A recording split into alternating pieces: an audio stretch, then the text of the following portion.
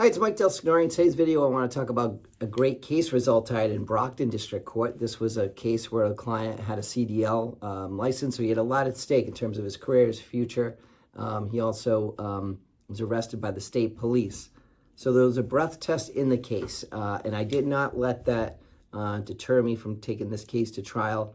I don't think the breath test is an insurmountable obstacle. Sometimes they can get it in. Sometimes the defenses don't work, but often they do. I fight these cases very vigorously. Sometimes they can't get the right witnesses in. They can't prove the annual certification of the machine, the periodic testing.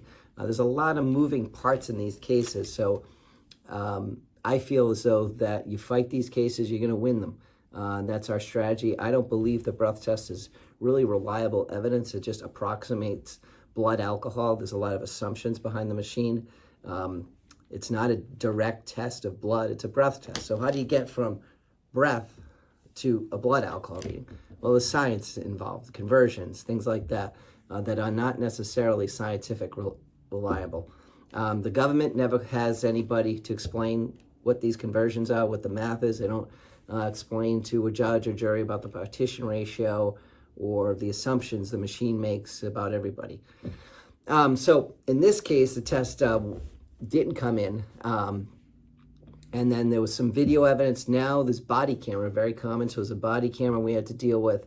But the client, in my opinion, did very well in the field test. At least I was able to get that out through cross-examination, and that the person had his leg up for a substantial period of time during the one-leg stand, 6 inches off the ground. So I focus on the strong parts of these cases, and that's where I start with my cross-examination. A lot of times sometimes I start at the beginning, I go in different orders just depending on sort of my feel of where I think the judge or jury is. I like to start with my best stuff and cross right away, because I want to get who's ever hearing the case to think, okay, there's more here than I thought. Because a lot of times after you hear the direct, you think, oh, geez, what's the defense? It sounds like a strong case.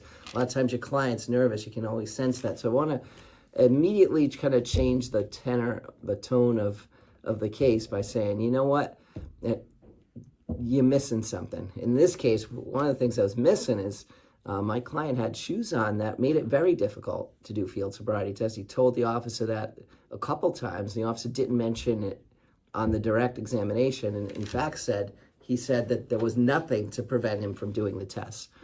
So I start with the positive parts of the field sobriety test, and then move to these other indicators. So there's other tests, they don't call them tests, but how somebody pulls over, how somebody provides the license and registration, how they get out of the car, are all things police officers are taught to look for at the police academy. So these things are just like field sobriety tests. They're meant to divide someone's attention, and that the idea is that people impaired have trouble with these things. So I want to establish that you're trained to look for certain things. Like when somebody gives the license and registration, you think, officer, that if they're impaired, they're going to bobble it, they're going to fumble for it, they might have trouble with dexterity. You didn't see that here. Now they'll say, well, you don't see that in all cases, but well, you didn't see it here, you didn't see that point. Then I go to the next one, and I build them up to say that, there's too many things that are really inconsistent with impairment. In this case, there's only a mild odor of alcohol, which I think is important in these cases. You would expect someone impaired to be strong, overwhelming. The officer did testify those bloodshot, glassy eyes, but did not say slurred speech. So I was able to argue, that's a sign, and that can be sort of what I consider in some cases, and certainly when it's not present, I would say it's a major indicator of impairment. So I look for things like that that I can sort of distinguish and try to really emphasize to the judge. Like there was no stumbling, staggering in this case. We had a polite, cooperative, respectful person. So this case is in Brockton District Court. I handle cases there all the time. Very familiar with the judges in that court. I think it's a terrific court. You got a very you got a number of police departments that go there. The Bridgewaters go there, state police, and Abington. Those are your main players, and Whitman as well. So I've had cases with all those departments, many of the offices. So if you find yourself charged with OUI, your case in Brockton, feel free to call me. My name is Mike DelSignore. Be glad to help you. Call, text anytime. 781-686-5924. and I hope to have the same success on your case that I had on the case today.